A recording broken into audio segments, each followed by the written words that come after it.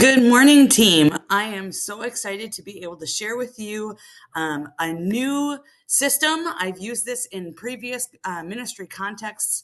Over the past few weeks, I've had several of you come to me with questions and concerns about kids' behaviors and how should I deal with them.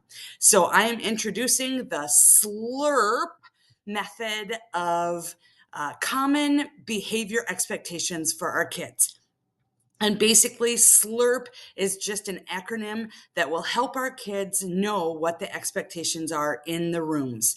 I will be introducing this to the kids this coming Sunday, so they will all be on the same page. This will give us all common language for us to address any of the behavior issues we might start seeing.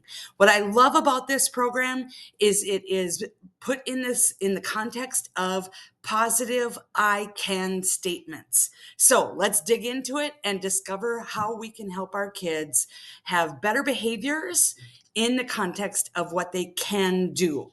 So SLRP stands for 5 different I can things that our kids will be expected to do. The first one is I can stay safe. Let's see if I can get this to work. There we go. I can stay safe. So when you see a kid climbing on chairs or starting a couple of kids starting to wrestle with each other, you can start to use this common language of, hey guys, can you make a choice to stay safe in this room? Or if you start to see something happening that's going to impact other kids around them, you can start to help them think about their behaviors impacting the kids around them. How can we make choices that will help the people around us also be able to stay safe?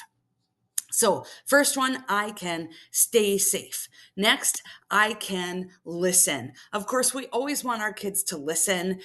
Listening is going to look different for different kids. So keep that in mind. Just because a kid is moving or wiggling does not mean that they are not listening. Okay. I had a kiddo of my own that the more he could do this with his hands, the more he was tuning in. So wiggling does not automatically mean they're not listening. However, when we say I can listen, this is especially important for our neighbors.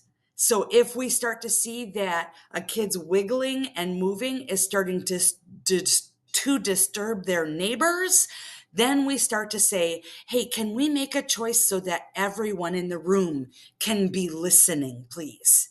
Okay. And then as long as they really are listening and hearing what's happening, if they have a little bit of wiggling, there's no problem with that whatsoever. All right, our next one is I can learn. Again, learning comes in lots of different forms. I know that when I'm teaching, I try to teach to lots of different learning styles. Learning styles include things like art and movement and reading, and there are lots of different ways our kids learn.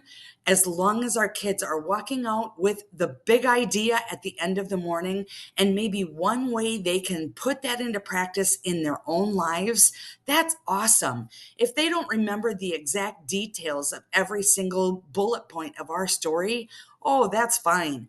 But if they walk out with the big idea and one way they can apply it in their life, then they've been learning in that ministry hour. That's fantastic. All right, and next, I can respect. This is a big one. Respect is respecting the teachers and the adults, respecting their peers, respecting themselves. So how they are speaking to one another, how they're speaking to the adults, how they're treating each other, how they're respecting the building, things like that.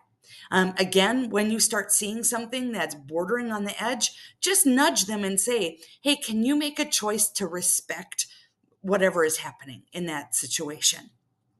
And then last is I can participate. And this is a big one that's going to have a huge spectrum of what this is going to look like. I can participate, might be in a game, jumping right in and getting into the game and doing whatever is asked of them. But there are going to be some kids that is going to be way, way past what they are comfortable with. Well, that's okay. I can participate for those kids, might be just sitting on the edge and watching what's happening. But for when I ask kids to participate, that just means being in the atmosphere of whatever is happening. If they don't feel comfortable actually jumping in and engaging, then I just expect them to be in the area, at least watching. What I don't want to see happening is kids wandering off, doing their own thing, disengaging with whatever is happening. But we have kids that are really sensitive to how loud it gets, and we have rooms that echo really bad. And so if it gets really loud in a room and their ears are really starting to hurt, and they feel more comfortable crawling under a table and covering their ears and watching, they are still participating at the level that is comfortable for them. That's great.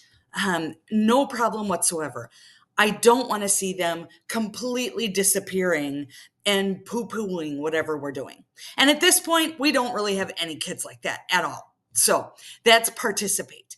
And, at some point, maybe encourage, just ask them, hey, is there a way that you could participate with this a little bit more? Could you cheer them on from where you are? That would be great.